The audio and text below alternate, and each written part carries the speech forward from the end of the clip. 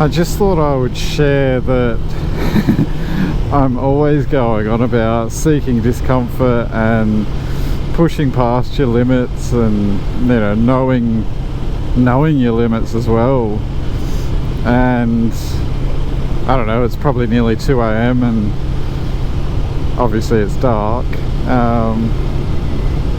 but I've been on the bike for, I don't know, probably 8 or 9 hours now, on and off it, but mostly on it.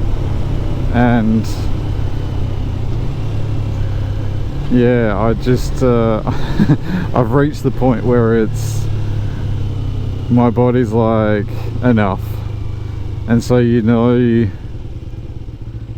you know yourself well enough, you know how far you can push yourself. So I know that I've got enough left in me to get home, but it's like can't really feel my arse, and my hands have definitely had enough of accelerating and shifting, and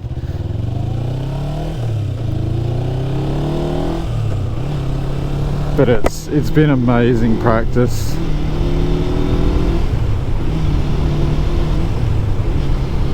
Not only riding, but riding in the dark is a lot different than riding in the daylight.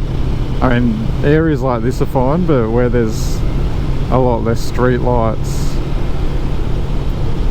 it's harder, especially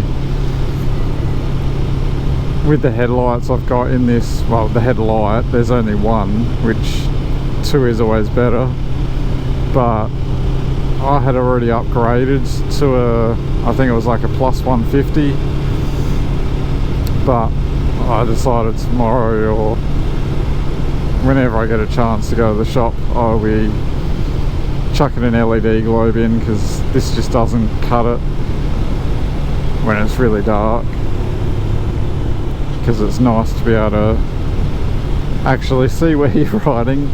But saying that, it's been really good, because it's forced me to really ride by feel and also trust my abilities in riding.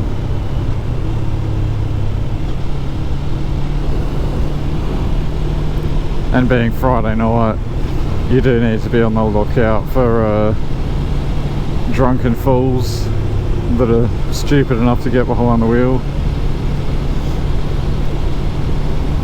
But it's all part of the fun.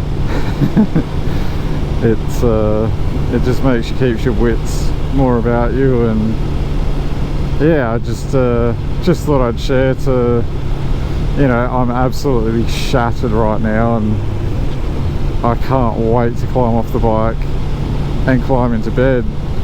But then as soon as tomorrow comes around, I'll be like itching to get on the bike again, and the poor four-wheel drive doesn't see much action these days. Unless I've got a reason to get in it, I'm pretty much always on the bike.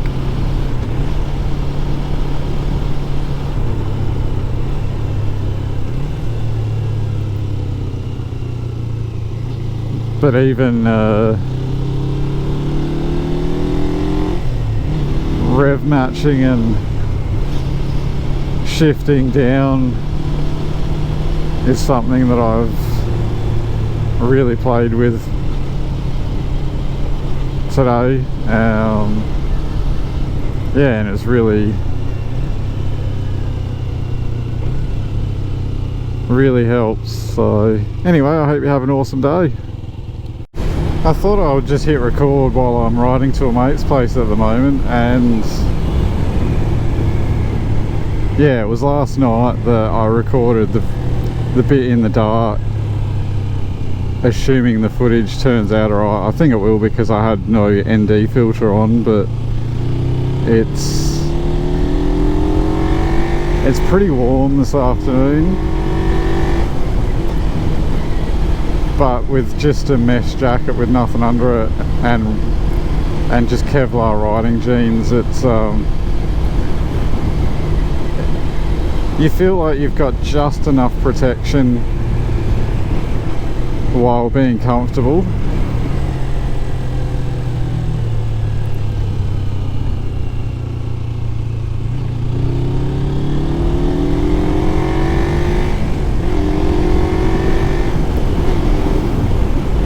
And through this way there's typically a little bit of sea breeze, which is when it's warm, it's always welcome. And like I was saying the other day in one of the other videos, like this line in the middle of the road, like I will try and get close to it and try and keep like a similar distance from it. And anyone who is into law of attraction, riding motorbikes is like the most incredible tool for learning about law of attraction that I've ever found, because if I focus on the line, I'm going to ride on the line, whereas if I focus next to the line of what I actually want, not what I don't want, then that's where I'm going.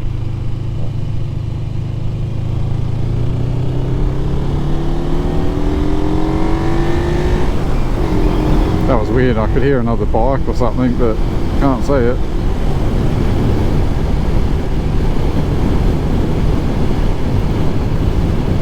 And so yeah, it's and something else just before, it's not even just the riding, it's everything else, because there's so much sensory input on the bike. Like there's obviously the sound of the bike and cars and everything, and wind, and but then there's also smell. Like literally everything is just in your face, especially when you ride with vents open in the helmet, which I can't imagine not riding with them open, because it would just be like stifling and suffocating. But yeah, it's like, it's really a matter of like, I've been really focused on paying attention as I'm learning to ride, like all of the things that contribute. And one of the things that I never see anyone talking about is the sensory side of things, because you know, we've got so many sensory senses and sensory inputs, and then there's obviously like, you know, there's the hands and feet and coordination and learning to use your hands and feet simultaneously. And especially when you're used to coming from a car, everything's kind of back to front. Like I'm used to using my left foot for the clutch instead of my left hand for the clutch, and I'm used to using my right foot for the throttle, not my right hand, and then my right foot on the brake and right hand on the brake as well. And so yeah, it just takes a bit of getting used to initially, and something that I've found really helpful, because a lot of people talk about like different braking techniques, and the more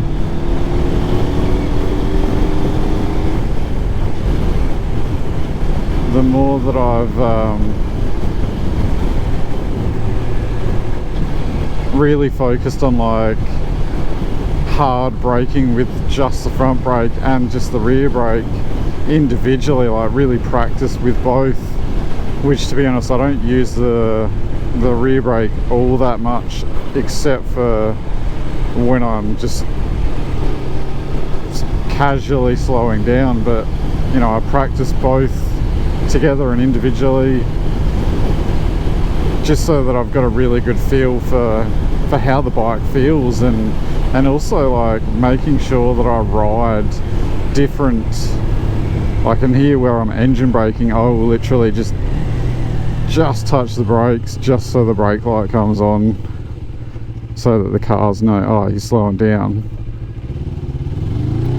But yeah, just really practicing on riding on different roads with different cambers, and like this chick in front, I can see that she's not paying attention to driving at all, so I'm going to keep my, you know, wits about me, and because fuck knows what she's doing in there, but it's not paying attention on the road, that's for sure.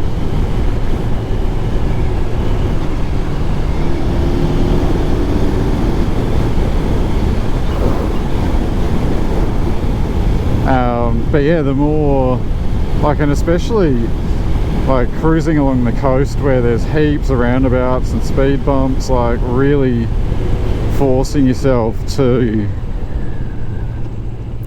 stop quickly and you know use a practice for taking off quickly, but then also slowly as well. Like I've been riding around the suburbs a lot, which is why I've actually put the stock exhaust back on, because it was just obnoxiously loud, and really practicing low speed. And even, you know, when I am coming to the lights and stuff, seeing how long I can stay on the foot pegs without putting a foot down, and you know, can I just basically like just inch the bike forward to stay on the bike without it, has really drastically helped to improve my balance and, you know, really understand the bike. And it's all of those little things that build trust in your own skills, that builds your skills, and also you know, trust in how the bike handles. And like literally the only negative I can say about this bike is because of the lightness of it, you get blown around more in the wind versus a heavier bike. That's literally the only thing I can say about this bike. Which learning to ride, maneuverability, it's certainly you don't complain about it, that's for sure, because it's easier to move around and maneuver. And